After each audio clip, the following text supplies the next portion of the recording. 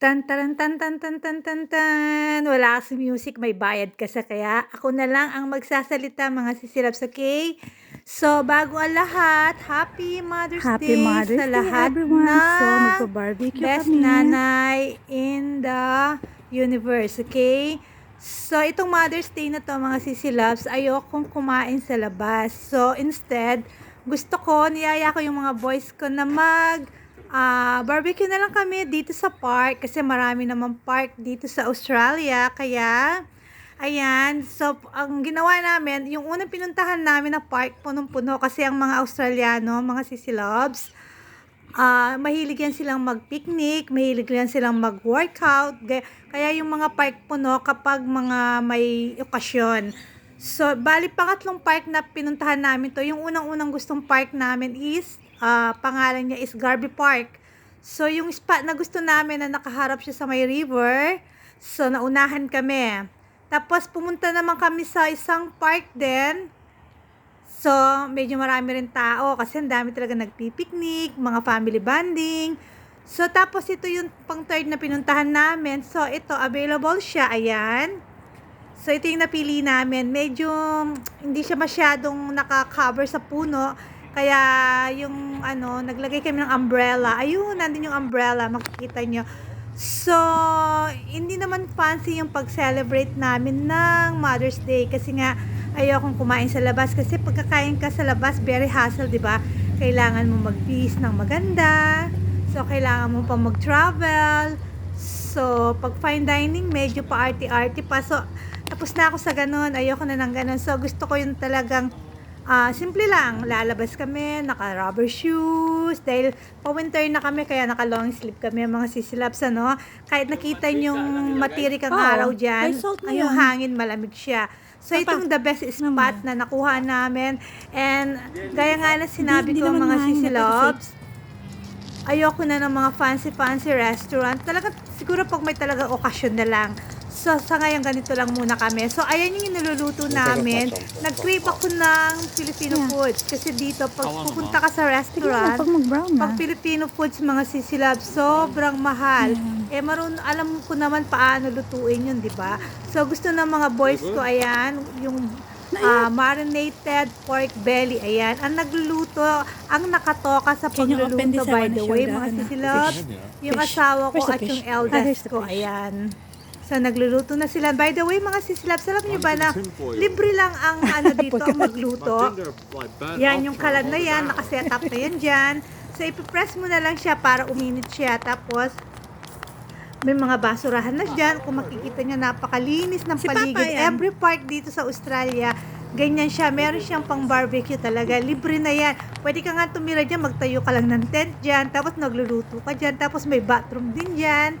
At saka dito yung tubig tap talaga, yung tap water talaga, naiinom talaga siya. Sobrang linis talaga ng tubig dito.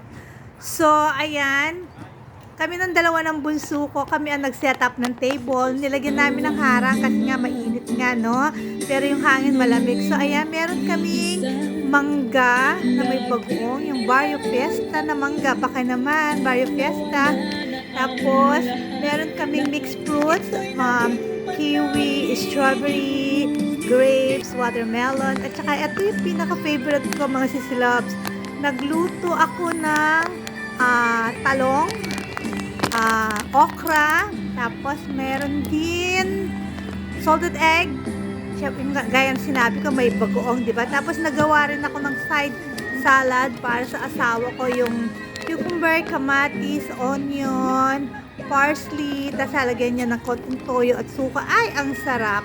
So, medyo magulo yung video ko, no? Ayan, kasi nga naiirita kami ng anak ko sa araw. Hindi namin alam paano ang gagawin namin ng anak ko. Coveran yung foods. Nakalimutan namin magdala ng something na ika-cover dun sa side. Kaya, ayan, nakalimutan ko yung phone ko. Nasa baba pala. Pagpasensyahan nyo na lang. Actually, ayoko sana i-upload to. Kung mapapansin nyo lately, hindi na ako masyadong active sa YouTube. Although monthly naman ako sumasahod kasi meron akong 3 gadget dito. Araw-araw, piniplay ko naman yon. So, kaya paano, sumasahod pa rin naman ako. So, ayun yung mga boys ko, sila yung magka-buddy kasi alam nyo, ang dalawang yan, walang kaarte-arte yan. Mapainit, hindi yan sila nagre-reklamo. So, sila ang nakatoka sa pagluluto, nandyan sila. Tapos kami na binso, nagkukwentuhan, tinataboy namin kapag may langaw. So, hindi naman talaga malangaw, no? So, ayan, ako makiki-epal-epal lang dyan. Siyempre, kailangan sumama ako sa video. So, titignan ko kasi tinawag nila ako kung luto na raw ba yung pork, marinated pork belly namin. Ayan. Tapos, by the way, mga sisi loves, maliban niya sa pork belly, syempre, meron din fish. So, nakabili ako ng fish kahapon na Blue Marlin. So, ilan piraso sila? 8 tata. Yan. So, ayoko kasi ng hindi kasi ako nagpiprito ng isda. Ayoko ng talsik-talsik. At saka, pag prito sa isda kasi, di ba, nakukulob yung amoy sa bahay. Kaya, mas gusto ko dyan, nandyan kami. Alam nyo ba, nagustuhan ng panganay ko yung fish na yan.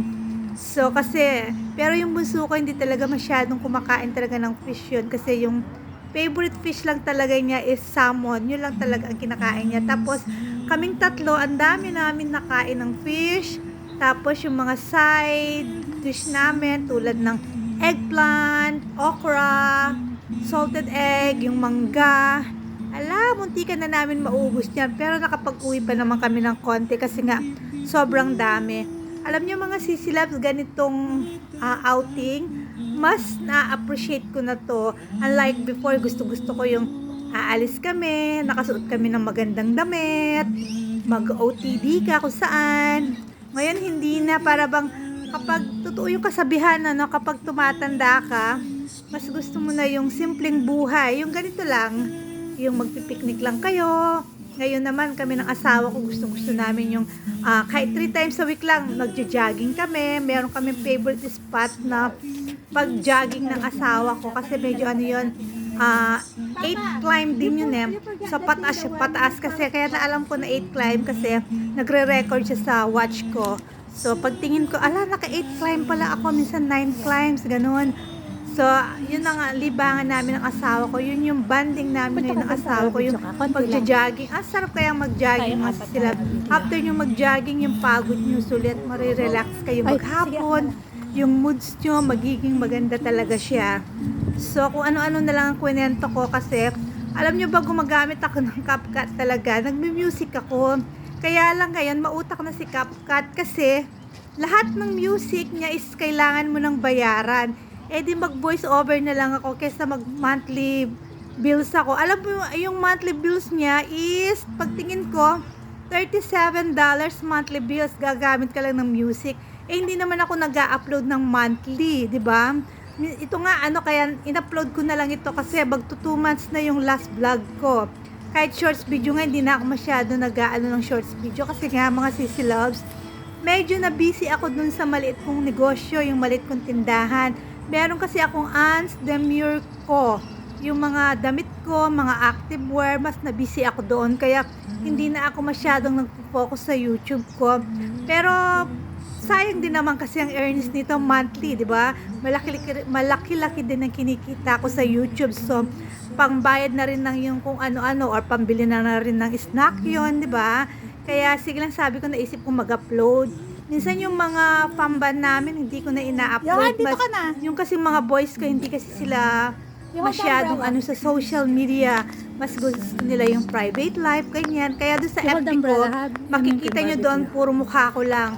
Yung mga boys ko talaga, hindi yan talaga sila active sa mga SOCMED. Wala silang SOCMED. Mga anak ko, hindi yan mahilig mag-flex. Yung asawa ko, hindi yan mahilig mag-flex. Ako dati, sobrang hilig kong mag-flex. Pero ngayon, hindi na rin kasi nga, tumatanda ka na, mas gusto mo na yung peace of mind, mas gusto mo na yung tahimik na buhay. Ayaw mo nang i-share ang lahat. Pero kailangan kong mag-share tulad ng mga active work ko. Ay, ang sarap ng foods namin, malapit ng maluto. So, habang hinihintay natin silang magluto, magkukwento-kwento lang ako, okay? Kaya nga nang sinabi ko, bawal na may bayad na ang music kay CapCut. So, kailangan mga 10 minutes lang ang vlog ko kasi ang hirap-hirap mag-voice over, mga sisilab. Ang hirap-hirap magkwento. So, sayang lang kasi magto 2 months na nga yung last vlog ko. So, naisipan kong na lang ito.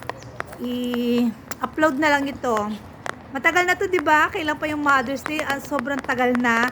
So, wala lang akong ma-upload. Kasi, halos pina-private ko na lahat ng ganap namin ng family ko. Para din sa, ng mga boys ko. Ginagalang ko din kasi yung mga gusto nila na, gusto lang nila ng private life. So, ayan. Ayun na yung umbrella. Nalagay ko na kasi malapit na kaming kumain, mga sisilabs. So, ipapakita ko yung mga foods namin, mga sisilabs ha. So, ayan na yan. So, yung blue marlin na fish, pork belly, syempre, rice is life. Hindi naman. Actually, hindi naman talaga kami mahilig sobra sa rice. So, ayan. Alam niyo, sarap-sarap nung eggplant. Tama, yun. So, kakain muna kami, mga sisilabs. So, nood-nood lang kayo dyan. Actually, mali pa lang paglagay ko ng vlog kasi parang paalang namin na nakikita nyo, no? Anyway, siguro hanggang dito na lang pagbo-voice over ko kasi kakain na kami. Thank you sa pakikinig and good luck sa lahat ng kasabayan ko sa YouTube. Sana lumaki earnings nyo, lumaki ang mga subscriber nyo. At pag may time kayo, pakipuntahan naman yung Ants Demure ko kahit mag-follow lang kayo. And sa lahat ng best nanay dyan, salute ako sa inyo. Yung kahit mahirap ang buhay, napapaaral nyo sila, naaalagaan nyo sila. Kasi sa akin, pag Mother's Day talaga, kailangan natin i-celebrate yan. Kasi yun lang yung time na para ma-appreciate natin yung pagiging mama natin, ma-appreciate ng mga family natin, ng mga anak natin, ng asawa natin, kung ano yung ginagawa natin bilang isang full-time mom or working mom, basta yung maalaga sa mga magulang. So, hats off ako sa inyo, mga nanay. So, kain na tayo. Sayang, nahihirapan na akong magsalita kasi ang haba pala ng vlog ko. Siguro, next time hanggang 8 minutes na lang. Hindi biro ang magsalita, no? So, ano pa bang kinukuha namin dyan? So, yung dalawang anak ko, kumakain na sila.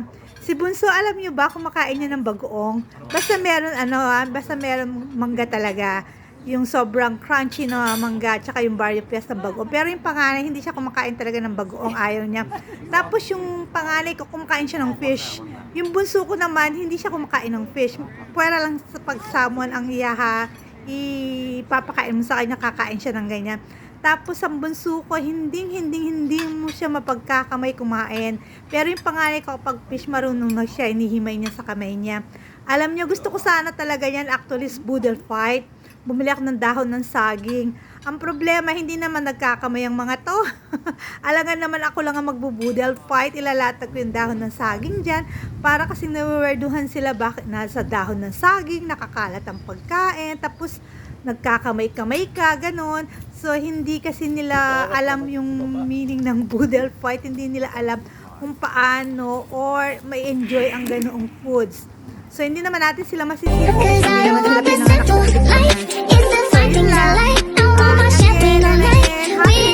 Happy everyone. Enjoy. Bye.